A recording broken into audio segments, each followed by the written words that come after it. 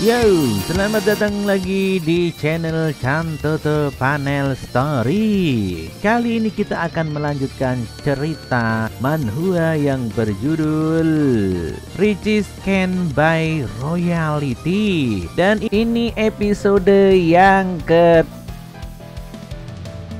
Yo, langsung aja kita ke ceritanya. Gak usah banyak basa-basi, entar nasinya basi. Setelah telepon dari Liu Menglu berakhir, kini Seng Yuan mendapat telepon dari dosen pembimbingnya. Telepon dari dosen pembimbing? Ya, aku sedang mengurus hal penting. Nanti saja kita lanjutkan bicaranya, kata Seng Yuan. Baiklah, kau urus dulu urusanmu ini. Hihihi. Halo Bu dosen, ada apa nih? Permintaanmu sudah disetujui oleh pihak kampus dan dinas pendidikan. Dalam 2 hari ini akan dibuatkan dokumen resmi dan mulai dipublikasikan. Begitu pihak kampus menerima formulir dan rencana dari mahasiswa yang ingin ikut program ini, akan langsung kami kirim ke kau evaluasi dan peninjauan. Gimana Seng Yuan? Ya, apakah di dalam formulir itu akan dicantumkan tinggi badan, berat badan, dan foto pribadinya? Maksudmu informasi seperti itu perlu dicantumkan? Apakah hubungannya? Ya, niat berwirausaha kan dengan badan tinggi dan berat badan tidak ada, Seng Yuan. Tentu ada hubungannya, Ibu. Seorang wiraswastawan yang baik perlu memiliki penampilan dan postur tubuh yang baik. Dari penampilan saja, aku bisa menilai apakah mahasiswa tersebut disiplin atau tidak. Standarku sangat tinggi loh Ibu. Di sini kelihatan maksud dari Seng Yuan ada udang di balik rempeyek. Serius nih, ada pendapat seperti itu? Ini Seng Yuan sepertinya ada yang tidak beres, gumam Ibu Li. Baiklah, aku akan tambahkan seperti yang kau minta. Sekretaris Liu juga sudah menugaskan pengurus BEM untuk menghubungimu nanti. Oke, kalau begitu Ibu, dari pihakku tidak ada masalah. Baik-baik, ngomong-ngomong, adikku akan pindah besok pagi. Apa kau ada waktu untuk bantu? Tentu ada dong. Sampai jumpa besok pagi Ibu Guru. Oke, setengah jam kemudian selesai sarapan dan bersih-bersih, dia keluar dari rumah. Seng Yuan mendapati teleponnya berdering lagi. Kenapa sih si Liu Menglu menelponku lagi? Ada apa ini? Lagi ngapain? Katanya sebentar lagi mau ketemu. Aku ini udah lebih dari setengah jam loh. Masih sibuk juga. Aku jadi ragu nih. Kata Miung Ling lu. Sibuk dong. Aku sedang bersikap keluar. Ada janji dengan 2 perusahaan desain interior untuk diskusi soal villa. Oke, ini Seng Yuan mau nengokin villa lagi yang kemarin mau dibangun, direnovasi dalamnya. Jadi kau perlu tambahan beban kecil lucu lagi untuk ikut ke sana. Kau sendiri bilang itu beban. Buat apa aku bawa? Tapi kalau kau memang mau ikut, ya sudahlah, ikut saja, nggak usah ngomong gitu. Walaupun Liu Menglu agak begitulah sifatnya, tapi hebat soal urusan emosi. Saat diskusi punya perempuan cantik di samping justru bisa bantu sesekali. Batin Seng Yuan. Asik. Kalau begitu jemput aku ya. Aku lagi di gym nih. Oke, kata Liu. Bro, nunggu orang juga. Hehehe. Tebakanku si cewek ya. Di sini ada pria yang ngobrol dengan Seng Yuan. Entah siap. Iya benar nih bro. Mobilmu keren juga. Tapi mobil kayak gitu cocoknya buat ngejar cewek biasa. Kalau mau dapetin cewek kelas atas atau kelas wahid nggak cukup, mesti pakai mobil kayak aku nih. Harus lebih semangat bro. Dia menyombongkan mobilnya yang super mewah itu. Gitu kah? Aduh, oke lah. Tik-tik dateng kelak langkahnya. Miu Menglu jauh dari gymnya. Menglu, akhirnya kau selesai juga. Aku nunggu dari tadi. Yuk makan. kau makan apa nih? Kata pria itu. Maaf ya, Mr. Fang. Oh, namanya Mr. Fang. Aku sudah janjian dengan temanku, Xin Yuan. Tapi aku sudah kirim pesan juga kan buat kau. Mr. Fang memang kaya, tapi itu semua dari orang tuanya. Uang yang benar-benar bisa ia pakai sendiri sangat terbatas. Benar beda dengan Shen Yuan. Jadi Mr. Fan harus puas di posisi kedua. Batin Liu Menglu. Wow, gitu ya watak si cewek ini. Tidak masalah, aku bisa ikut kalian kok. Makan siang ini aku yang traktir, asalkan temanmu tidak keberatan, kata Mr. Fang. Keberatan? Maaf ya bang, aku tidak suka makan bareng orang yang naik iklan, kata Shen Yuan. Yuk Shen Yuan, ayo. Wah, permisi bang ya, aku mau jemput ini bidadari dulu. Menglu naik mobil anak ini. Batin Mr. Fang. Apa-apaan ini? Aku bawa G-Class loh, saja nggak berhasil nunduk Liu Menglu. Kok dia bisa-bisanya bawa BMW M9 yang biasa-biasa aja itu berhasil? What wrong? What wrong? Tadi itu Mr. Fan, pelanggan VIP di showroom kami. Dia sudah top up banyak, keluarganya memang kaya sih. Mobil itu nilainya lebih dari 2 miliar. Terus kenapa emang? Dan dia sudah mengejarku lama, tapi aku tidak pernah menyetujuinya. Hanya begitu saja jawaban datar dari Shen Yuan. Dan Menglu pun cemberut di sini. Namanya juga cewek ya. Kalau cemberut diam kita datar, dia cemberut aja. Pengennya direspon. Hari ini kau kok pendiam sekali Shen Yuan. Kau lebih aktif bicara biasanya.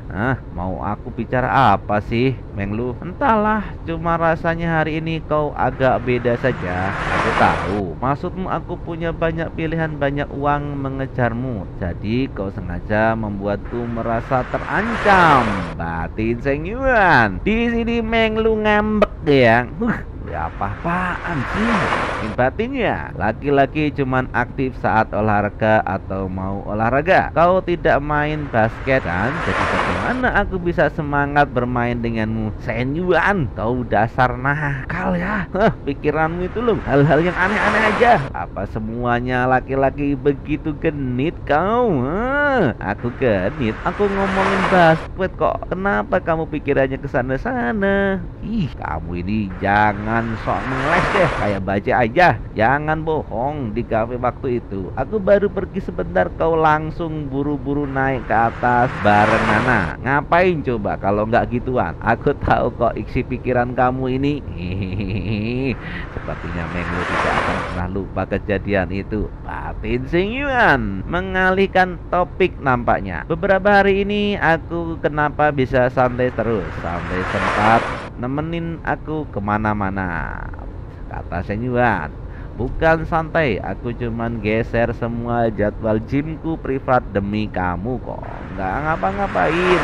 Wah, jadi merasa bersalah deh ngubah jam privatmu? Enggak. Kalau kau benar-benar merasa bersalah, traktir aku dong makan enak beberapa kali ya. Anggap saja kompensasi gitu. Siap deh, aku punya banyak makanan yang bisa kau bagi, kata Shen Yuan. Maksudmu apa Shen Yuan? Kau tuh suka ambil untung aja, ha? Oke deh, nggak bercanda lagi. Yuk makan dulu, habis itu baru ke kantor desain interior. Sore hari di kantor interior desain. Selamat siang Tuan Shen Yuan, saya Fu Zhengmei, desainer utama dari Guanting. Mari kita duduk dan mulai diskusi.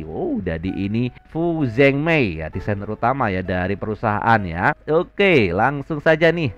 Semua kebutuhan dan syaratnya sudah saya kirim kemarin. Hari ini saya ingin lihat konsep Anda, bagaimana desain rumah saya. Berdasarkan anggaran dan permintaan Anda, kami sudah siapkan 3 konsep: gaya Eropa, gaya kontemporer mewah, dan gaya Tionghoa modern. Silahkan dipilih. Jika Anda masukkan, Ami akan sesuaikan dengan permintaan Anda, Tuan Sen. Wah, ketika konsepnya keren-keren, Sen Yuan. Bagaimana, Sen Yuan? Berapa anggaranmu saat ini? Kata Liu Menglu. Anggarannya 10 miliar. Bagaimana? Apa? Kau bilang apa tadi?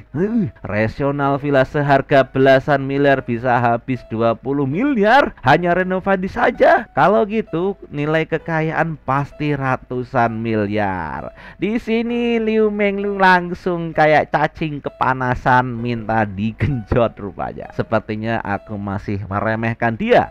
Tidak bisa dibiarkan. Strategiku sebelumnya masih kurang, harus ditingkatkan. Gaspol Mbak Liu, gaspol. Aku pilih gaya Tionghoa modern. Tambahkan semua ya yang tadi aku bilang. Nanti setelah direnovasi kita bahas lagi. Tapi aku juga ada janji dengan satu perusahaan desain lain. Aku akan membandingkan hasil akhir dari kalian berdua sebelum memutuskan. Setelah 15 menit kemudian rapat pun selesai. Tidak masalah membandingkan dulu. Wah, itu wajar kok bagi Tuan Sen. Ngomong-ngomong, Tuan Sen, apakah Anda waktu malam ini Direktur Wang ingin mengundang Anda makan malam? Terlepas dari hasil kerjasama, beliau ingin menjalin relasi dengan Anda. Bagaimana Tuan Sen? Saya belum bertransaksi dengan perusahaan Anda loh. Jadi rasanya kurang pantas untuk makan malam. Tidak usah merasa sungkan Tuan Sen. Direktur Wang hanya ingin berteman dengan Anda kok. Bagaimana? Ya sudahlah kalau begitu. Saya akan tambahkan WeChat Anda, lalu kirim lokasi restoran supaya komunikasi ke depan juga lebih mudah. Oke, baiklah kalau begitu. Kami permisi dulu. Oke, 20 miliar untuk renovasi itu lebih mahal dari vilanya. Satu proyek ini saja sudah bisa menopang satu perusahaan penuh. Klien seperti ini bukan orang biasa, harus dilayani dengan istimewa. Batin desainernya, wow, gue lupa namanya, sambil melambaikan tangan mengantar Sen Yuan pergi. Direktur Wan, Tuan Sen setuju untuk makan malam. Itu bagaimana? Kau bisa makan malam bareng, peluang transaksi lebih besar. Klien seperti ini jangan sampai direbut perusahaan lain, Ibu. Dia datang itu sendiri bukan? Wang Renmin, direktur utama Guanting. Wah, namanya PT-nya Guanting ya. Tidak. Dia membawa seorang wanita, tapi sepertinya bukan pacarnya. Jadi gua punya kesempatan. Batin Direktur Wang, selama bukan pacarnya tidak masalah. Malam ini panggil Xu Xiwei juga untuk klien sekelas Sen Yuan yang terbaik. Maksudnya ini servis ya. Wow, siapa gadis ini? Kita nggak tahu. Sen Yuan, mobilnya panas sekali. Kau belum menyalakan AC ya. Namanya yang kepanasan Liu Menglu. Oh iya, aku justru merasa biasa saja kok. Nggak tahu juga sih. Tapi habis ini kita mau kemana nih Seng Yuan?